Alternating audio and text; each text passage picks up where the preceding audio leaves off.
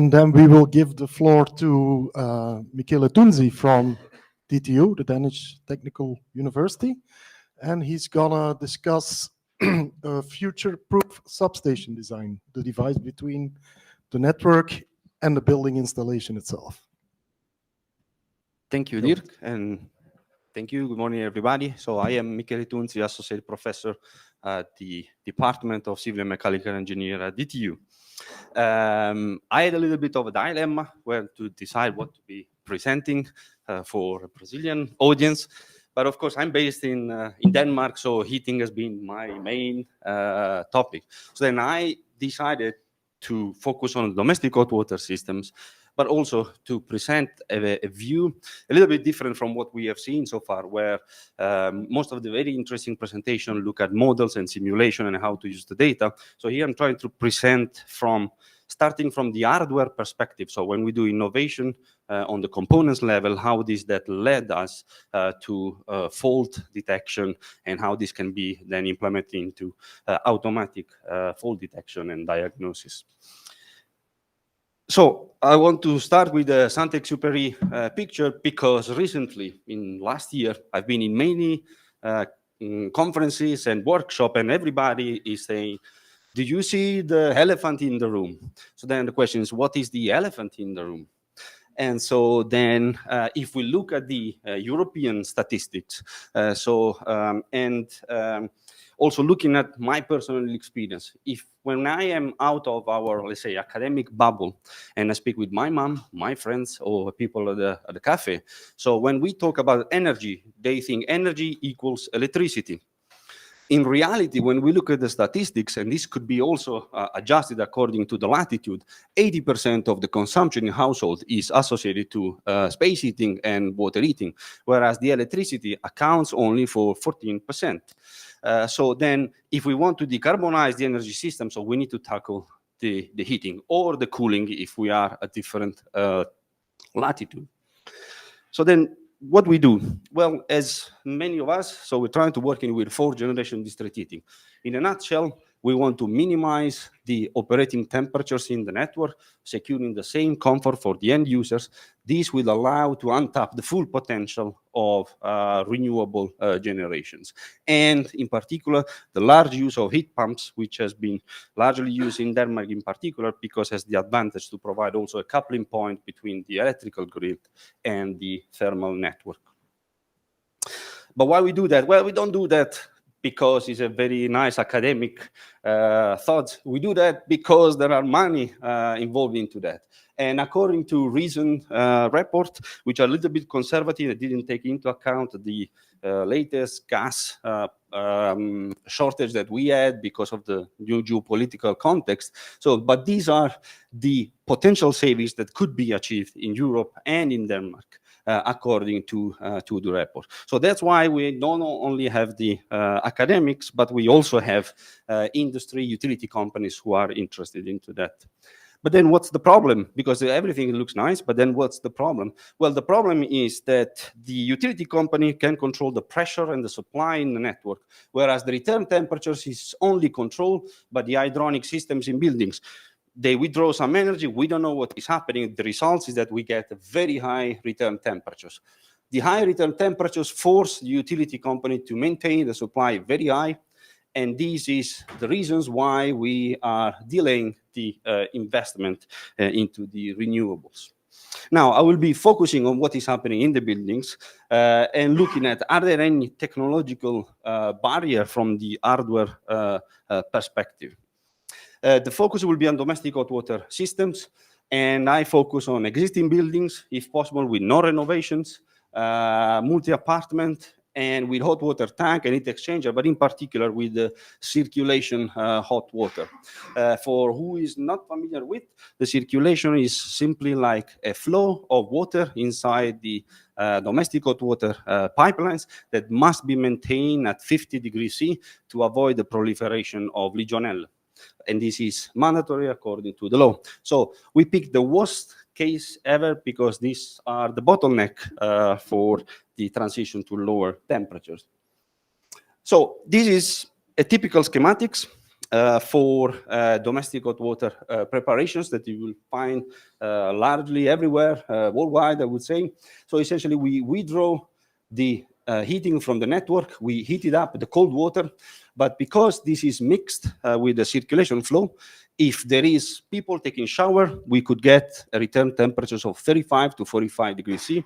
If there is no shower, because of the high temperatures in the circulations, the return temperature will be higher than 50 degrees C. There is something wrong here? Nothing wrong. Robust, it works for years, and if it's well serviced, can last decades without any problem. But of course, now we are going towards low temperatures district heating. So then we needed a different design. So then what we did, so we picked one building in Denmark that had thermal storage, and we proposed a new design. The new concept, the idea is that we decouple the preparation of the domestic hot water, so for the shower, so in this large heat exchanger, and then the circulation part instead is made through a small heat exchanger coupled with the booster heat pump. So the idea is that we use the return temperatures at high, 50 degrees C or above, as heat source for the booster heat pump. And so then we use these two systems to boost the temperatures at 55 into the systems. The two configurations the configuration is the same, simply a couple of valves allow us to have a serial connection or a parallel connection. And also by closing some of the valves, we could also test the classical configurations, just to have a fair comparison. And then some results. So we pick a summer period to avoid any issues with space heating, and also because the supply temperatures was the lowest, so it was around 62 degrees C. And then we compare the three configurations. This is the typical operations of a normal substation, and you can see how this is in the range on average of 46 degrees C. Well operated, well controlled, no problem, but very high return temperatures. In the other two configurations, the serial is the dark blue and the parallel in the lighter blue. So we see a consistent improvement of the return temperatures that drop from to 34 and 28 for serial and parallel operations. Very good. It was very nice, but I want you to remember these two because yes, it was successful, but then also it opens other doors for our understanding. What we also did that because the system was fully instrumented, so we tried to see how the booster heat pump is working, because I've seen a lot of simulations, they claim COP of 6, COP of 5, then we wanted to test, is that possible in reality? So we did a test, and then we documented that it is possible to achieve COP in the range of 5.1 or 5.3. In real operations in a building which has 42 apartments. And then also, of course, always the part of money, because everybody wants to, yeah, by now you are using a heat pump, so there is electricity, then the money, so the economy might not be there. So then we did the analysis. And when we look at two scenarios. So the current scenario where we assume 62 as a supply temperatures, so during the test, but also a future scenario where we assume that in the network there would be 55. And as you can see, this is the profile for the return temperatures compared to the test. The proposed substations in serial and parallel had a slightly higher return temperatures because the supply is lower.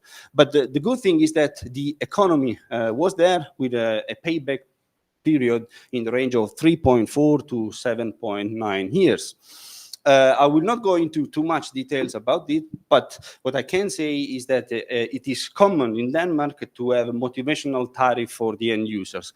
They get a discount in their energy bill if they achieve a lower return temperatures, or they get a penalty if they get higher return temperatures. It is a way, to engage with the end users and try to stimulate them to operate their systems better. So we took into account that motivational tariff, and that's so the results we got embed this specific situation.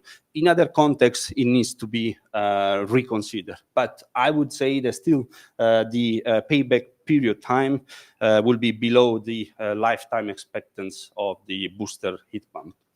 Now, this was all the hardware part.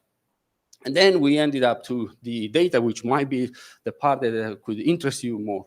So we had a fully instrumented building, and so then we plot all the measurements we got. And what we saw is that this is the control of the systems in the basic configurations. The orange dots represent the configuration, the control in the serial layout.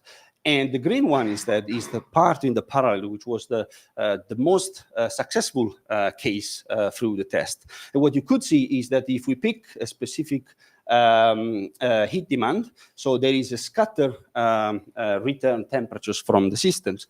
So this, although the results were successful, these highlight that there are a bunch of untraced errors that we don't see. We consider that the system is perfectly operated, whereas in reality, there is something wrong with the control.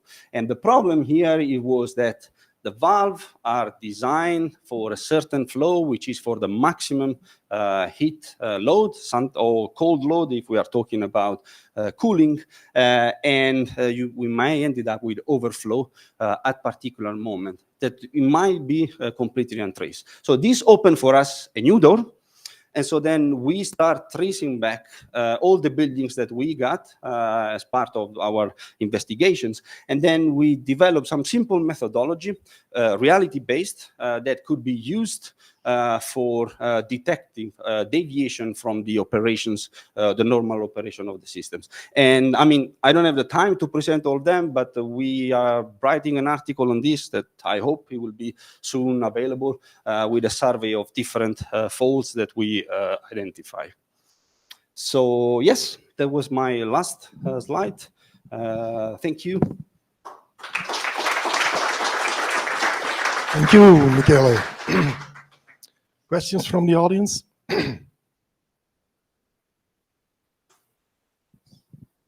Thank you for a nice presentation.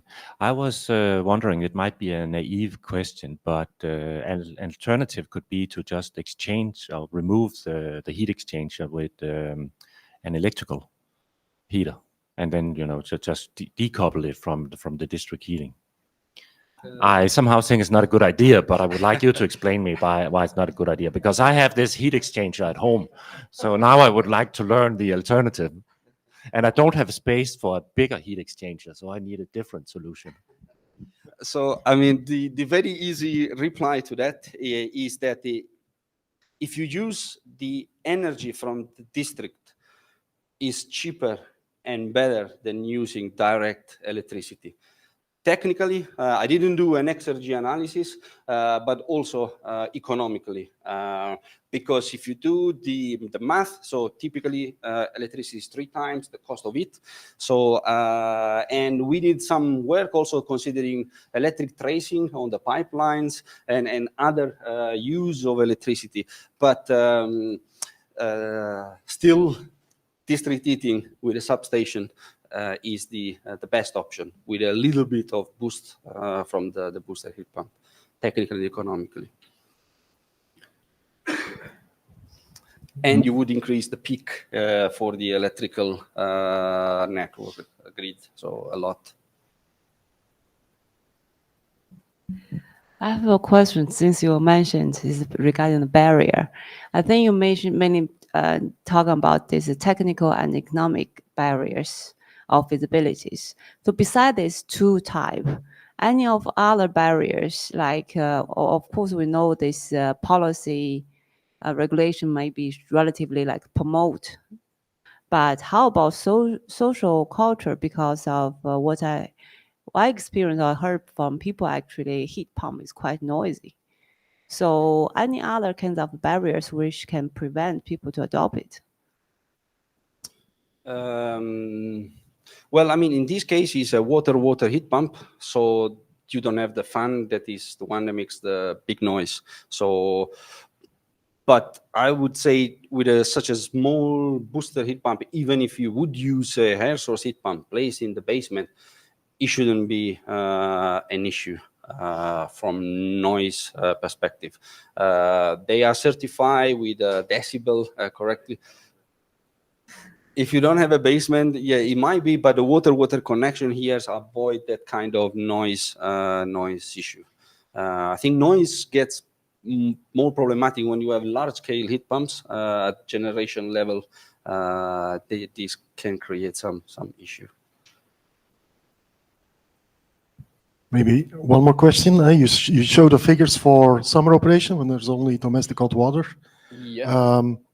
Have you also looked at winter operation when there's space heating? Because there are these concepts with cascading substations design and so on. Yeah.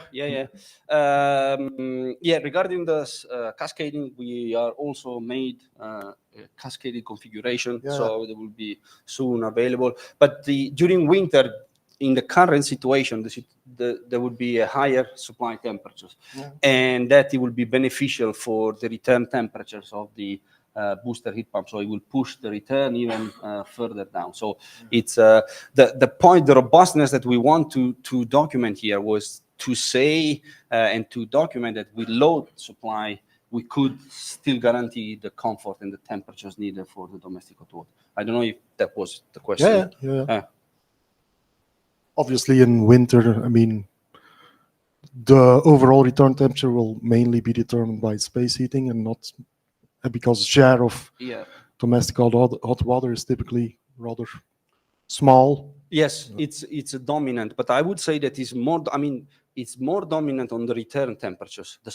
Because in the same network, we tested several buildings on the space heating side. And then we documented where we the 48 to 55 was okay for the entire heating season to secure the comfort. So then the real critical parameter is the supply temperature for the domestic hot water. So, and then the idea here was the district heating of the utility company had a zoning plan. So in this area where this building was tested, because of the storage tank, they needed higher supply temperature. So then they say, could you help us to get rid of this bottleneck so then we can use 55 in those areas? So that was the approach. So I think space heating problem is more on the return temperatures into the network rather than on the supply.